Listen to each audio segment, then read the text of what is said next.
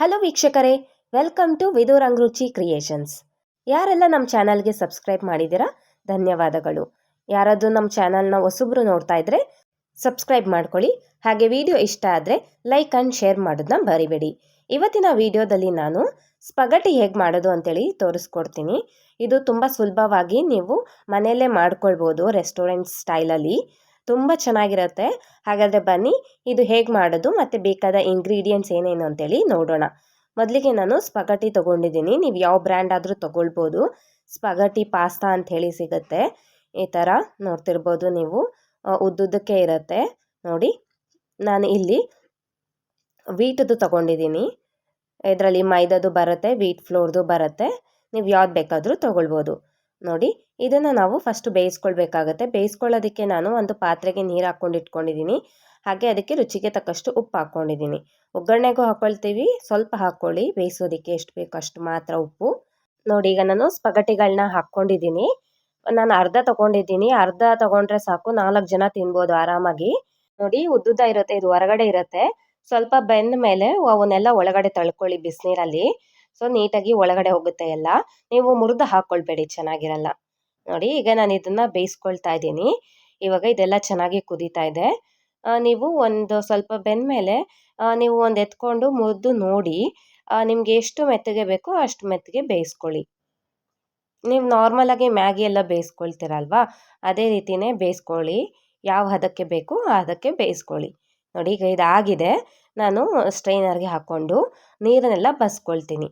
ನಾವು ಅದರಲ್ಲಿರೋ ನೀರನ್ನೆಲ್ಲ ನೀಟಾಗಿ ಬಸ್ಕೊಳ್ಬೇಕು.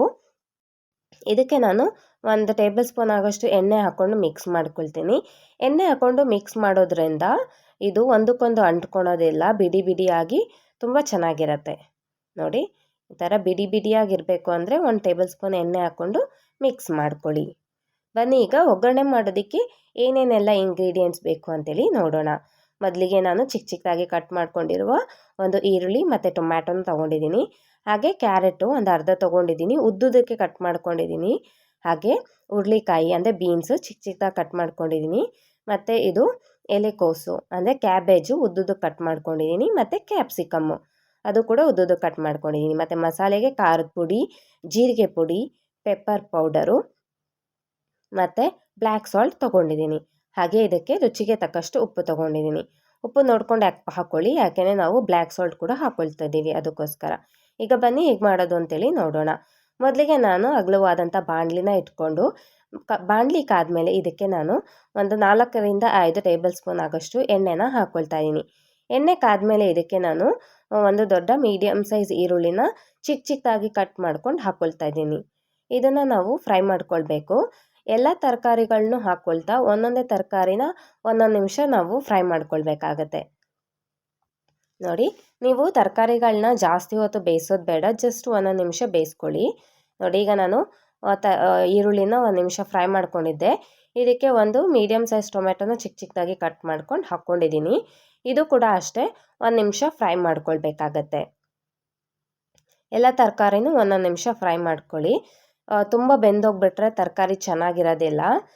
ಸ್ವಲ್ಪ ಕರಮ್ ಕುರುಮ್ ಅಂತ ಇದ್ದರೆ ತುಂಬ ಚೆನ್ನಾಗಿರುತ್ತೆ ನೋಡಿ. ಈಗ ನಾನು ಹುರುಳಿಕಾಯಿನ ಚಿಕ್ಕ ಚಿಕ್ಕದಾಗಿ ಕಟ್ ಮಾಡ್ಕೊಂಡು ಹಾಕ್ಕೊಳ್ತಾ ಇದ್ದೀನಿ. ಇದು ಕೂಡ ಹಾಕ್ಕೊಂಡು ನಾನು 1 ನಿಮಿಷ ಫ್ರೈ ಮಾಡ್ಕೊಳ್ತೀನಿ. ನೀವು ಇದಕ್ಕೆ ಸ್ಪ್ರಿಂಗ್ ಆನಿಯನ್ ಕೂಡ ಯೂಸ್ ಮಾಡ್ಬೋದು, ಅಥವಾ ನಿಮಗೆ ಬೇರೆ ತರಕಾರಿಗಳು ಯಾವ್ದು ಬೇಕೋ ಅದು ಕೂಡ ಯೂಸ್ ಮಾಡ್ಕೊಳ್ಬೋದು. ಬಟ್ ಇದಕ್ಕೆ ನೂಡಲ್ಸ್ಗೆಲ್ಲ ಸ್ಪಗಟಿಗೆ ಆಲ್ಮೋಸ್ಟ್ ಇದೇ ರೀತಿಯಾದಂಥ ತರಕಾರಿಗಳನ್ನ ಯೂಸ್ ಮಾಡ್ತಾರೆ. ಅಂದರೆ ಇವಾಗ ಕ್ಯಾಪ್ಸಿಕಮ್ ನಾನು ಗ್ರೀನ್ ಕಲರ್ ತೊಗೊಂಡಿದ್ದೀನಿ. ನೀವು ಯೆಲ್ಲೋ ಕಲರ್ ತೊಗೊಳ್ಬೋದು, ಅಥವಾ ರೆಡ್ ಕಲರ್ ಬರುತ್ತೆ ಕ್ಯಾಪ್ಸಿಕಮ್, ಅದು ಕೂಡ ತೊಗೊಳ್ಬೋದು ನೋಡಿ. ಈಗ ಹುರುಳಿಕಾಯಿ ಹಾಕ್ಕೊಂಡು ನಾನು 1 ನಿಮಿಷ ಫ್ರೈ ಮಾಡ್ಕೊಂಡಿದ್ದೀನಿ. ಇದಕ್ಕೆ ಕ್ಯಾರೆಟು ನಾನು ಉದ್ದುದಕ್ಕೆ ಹಚ್ಕೊಂಡು ಹಾಕ್ಕೊಳ್ತಾ ಇದ್ದೀನಿ. ನೀವು ಹುರುಳಿಕಾಯಿ ತುಂಬ ಎಳೆದಿತ್ತು ಅಂದರೆ ಅದು ಕೂಡ ಉದ್ದುದಕ್ಕೆ ಕಟ್ ಮಾಡ್ಕೊಂಡು ಹಾಕ್ಕೊಳ್ಬೋದು ನೋಡಿ. ಈಗ ಕ್ಯಾರೆಟು ನಾನು ಉದ್ದುದಕ್ಕೆ ಕಟ್ ಮಾಡ್ಕೊಂಡು ಹಾಕ್ಕೊಂಡಿದ್ದೀನಿ. ತುಂಬ ಚಿಕ್ಕ ಚಿಕ್ಕದಾಗಿ ಕಟ್ ಮಾಡ್ಕೊಳ್ಳಿ. ತುಂಬ ದಪ್ಪ ದಪ್ಪ ಕಟ್ ಮಾಡಿಬಿಟ್ರೆ ಬೇಯೋದಿಲ್ಲ, ಚೆನ್ನಾಗಿರೋದಿಲ್ಲ. ಅದಕ್ಕೋಸ್ಕರ ನಿಮ್ಗೆ ಎಷ್ಟು ಸಾಧ್ಯ ಅಷ್ಟು ಚಿಕ್ಕ ಚಿಕ್ಕದಾಗಿ ಕಟ್ ಮಾಡ್ಕೊಂಡು ತರಕಾರಿಗಳನ್ನ ಹಾಕ್ಕೊಳ್ಳಿ ನೋಡಿ. ಈಗ ನಾನು ಕ್ಯಾರೆಟ್ ಹಾಕ್ಕೊಂಡು 1 ನಿಮಿಷ ಫ್ರೈ ಮಾಡ್ಕೊಂಡಿದ್ದೀನಿ. ಈಗ ಇದಕ್ಕೆ ನಾನು ಎಲೆಕೋಸನ್ನ ಹಾಕ್ಕೊಂಡಿದ್ದೀನಿ. ಎಲೆಕೋಸು ಅಷ್ಟೇ ನಾನು ಉದ್ದುದಕ್ಕೆ ಕಟ್ ಮಾಡ್ಕೊಂಡು ಹಾಕ್ಕೊಂಡಿದ್ದೀನಿ. ಇದು ತುಂಬ ಲುಕ್ಕಾಗೂ ಇರುತ್ತೆ, ತುಂಬ ಟೇಸ್ಟಿಯಾಗಿರುತ್ತೆ, ನೋಡೋದಕ್ಕೂ ಕೂಡ ತುಂಬ ಚೆನ್ನಾಗಿ ಕಾಣಿಸುತ್ತೆ. ನೀವು ಹೋಟ್ಲಲ್ಲಿ ಅಥವಾ ಸ್ಟ್ರೀಟಲ್ಲಿ ತಿಂತಿರ್ತೀರಲ್ವ, ಅದರಲ್ಲೂ ಕೂಡ ಎಲ್ಲ ಉದ್ದುದ್ದು ಕಟ್ ಮಾಡ್ಕೊಂಡು ಹಾಕ್ಕೊಂಡಿರ್ತಾರೆ, ತುಂಬ ಚೆನ್ನಾಗಿರತ್ತೆ. ನೋಡಿ ಈಗ ನಾನು ಕ್ಯಾಪ್ಸಿಕಮ್ನ ಹಾಕ್ಕೊಂಡಿದ್ದೀನಿ. ಕ್ಯಾಪ್ಸಿಕಮ್ ಗ್ರೀನ್ ಕಲರ್ ತೊಗೊಂಡಿದ್ದೀನಿ, ಉದ್ದ ಕಟ್ ಮಾಡ್ಕೊಂಡು ಹಾಕ್ಕೊಂಡಿದ್ದೀನಿ. ನೀವು ಯೆಲ್ಲೋ ಕಲರ್ ಅಥವಾ ರೆಡ್ ಕಲರ್ ಕೂಡ ಹಾಕ್ಕೊಳ್ಬೋದು. ನೀವು 3 ಕೂಡ ಮಿಕ್ಸ್ ಮಾಡಿ ಹಾಕ್ಕೊಳ್ಬೋದು, ಚೆನ್ನಾಗಿರತ್ತೆ. ನೋಡಿ ಈಗ ಈ ತರಕಾರಿಗಳನ್ನೆಲ್ಲ ಹಾಕ್ಕೊಂಡು ನಾನು ಒಂದೊಂದು ನಿಮಿಷ ಫ್ರೈ ಮಾಡ್ಕೊಂಡಿದ್ದೀನಿ. ಈಗ ಇದಕ್ಕೆ ರುಚಿಗೆ ತಕ್ಕಷ್ಟು ಉಪ್ಪು ಹಾಕ್ಕೊಳ್ತಾ ಇದ್ದೀನಿ.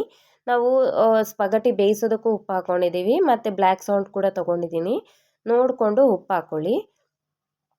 ಈ ತರಕಾರಿ ಬೇಯೋದಕ್ಕೆ ಎಷ್ಟು ಬೇಕಷ್ಟು ಉಪ್ಪು ಹಾಕ್ಕೊಂಡು ನಾನು ಇವಾಗ 1 ನಿಮಿಷ ಫ್ರೈ ಮಾಡ್ಕೊಳ್ತಾ ಇದ್ದೀನಿ. ಉಪ್ಪು ಹಾಕ್ಕೊಂಡು ಇನ್ನೊಂದು ನಿಮಿಷ ಜಸ್ಟ್ ಫ್ರೈ ಮಾಡ್ಕೊಳ್ಳಿ ತರಕಾರಿಗಳನ್ನೆಲ್ಲ. ತುಂಬ ಚೆನ್ನಾಗಿರುತ್ತೆ, ತುಂಬ ಟೇಸ್ಟಿಯಾಗಿರುತ್ತೆ. ನೀವು ಹೋಟೆಲಲ್ಲಿ ಅಥವಾ ಸ್ಟ್ರೀಟ್ ಫುಡ್ಡಲ್ಲಿ ತಿಂತಿರ್ತೀರ ಅಲ್ವಾ, ಅದೇ ರೀತಿ ಅದೇ ಟೇಸ್ಟಲ್ಲೇ ಬರುತ್ತೆ, ತುಂಬ ಟೇಸ್ಟಿಯಾಗಿರುತ್ತೆ. ನೋಡಿ ಈಗ ನಾನು ಮಸಾಲ ಪೌಡ್ರ್ಗಳನ್ನ ಹಾಕ್ಕೊಳ್ತಾ ಇದ್ದೀನಿ. ಇದಕ್ಕೆ ನಾನು ಖಾರದ ಪುಡಿ, ಜೀರಿಗೆ ಪುಡಿ, ಪೆಪ್ಪರ್ ಪುಡಿ ಮತ್ತು ಬ್ಲ್ಯಾಕ್ ಸಾಲ್ಟ್ನ ಹಾಕ್ಕೊಂಡಿದ್ದೀನಿ. ನೀವು ಇದಕ್ಕೆ ಬೇಕು ಅಂದರೆ ಚಾಟ್ ಮಸಾಲ ಕೂಡ ಯೂಸ್ ಮಾಡ್ಕೊಳ್ಬೋದು, ಅಥವಾ ಮ್ಯಾಗಿ ಮಸಾಲ ಏನಾದ್ರು ಇದ್ದರೆ ಅದು ಕೂಡ ಹಾಕ್ಕೊಳ್ಬೋದು. ಬಟ್ ನಾನಿಲ್ಲಿ ಅದೇನು ಹಾಕ್ಕೊಳ್ತಾ ಇಲ್ಲ. ಇವು 4 ಹಾಕ್ಕೊಂಡ್ರೆ ತುಂಬ ಟೇಸ್ಟಿಯಾಗಿರುತ್ತೆ. ಇದಕ್ಕೆ ನೀವು ಸಾಸ್ಗಳನ್ನ ಯೂಸ್ ಮಾಡ್ಕೊಳ್ಬೋದು, ಅಂದರೆ ಸೋಯಾ ಸಾಸು, ವ್ಯಾನಿಗರು, ಚಿಲ್ಲಿ ಸಾಸ್ ಕೂಡ ಹಾಕ್ಕೊಳ್ಬೋದು.